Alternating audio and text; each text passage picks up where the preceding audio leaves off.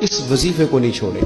سخت مشکل جب آتی تھی نا تو صحابہ پڑھا کرتے تھے حسبنا اللہ و نعم الوکیل، نعم المولا. پڑھیے گا حسبنا اللہ و نعم المولا و نعم النصیر. اس کا معنی بڑا خوبصورت ہے. بالکل سادہ سا مختصر سا معنی کرے نا تو اس کا معنی یہ ہے میرے لیے اللہ ہی کافی ہے. اللہ میرا مددگار ہے، اللہ بہترین مددگار ہے، اللہ بہترین کفایت کرنے والا ہے. اس وظیفے کو نہیں چھوڑے اور اس کے معنی سمیت اس کو یاد رکھیں. آپ محسوس کریں گے طبیعت طاقتور ہو گئی ہے، روح طاقتور ہوگی. اس کو بھولنا نہیں. اور دوسرا آپ سے عرض کرنا ہے کہ اعلیٰ حضرت چونکہ ہم سلسلہ طریقت میں فاضل بریلوی سے وابستہ ہیں اور باقی جتنے بھی لوگ ہیں سارے ماشاءاللہ انہی سے وابستہ ہیں.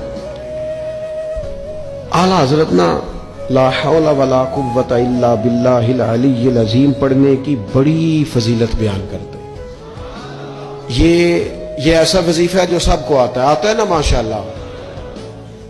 نبی پاک علیہ السلام نے فرمایا یہ اللہ کے عرش کے خزانوں میں سے خزانہ ہے. اعلیٰ حضرت فرماتے ہیں 99 دفعہ پڑھو لا حول ولا قوت الا باللہ العلی العظیم.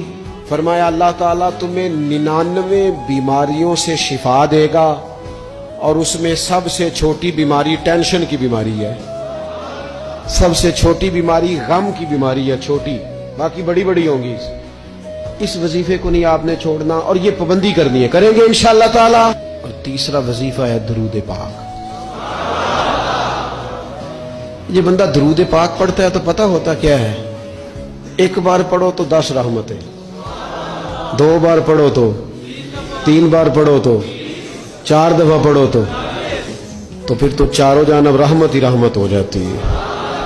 درود پاک کو کبھی نہ چھوڑو اپنی زندگی میں. آج آپ اپنے آپ سے عہد کریں کوئی رات ایسی نہ گزرے کہ درود پاک پڑھے بغیر ہمیں نیند آ جائے.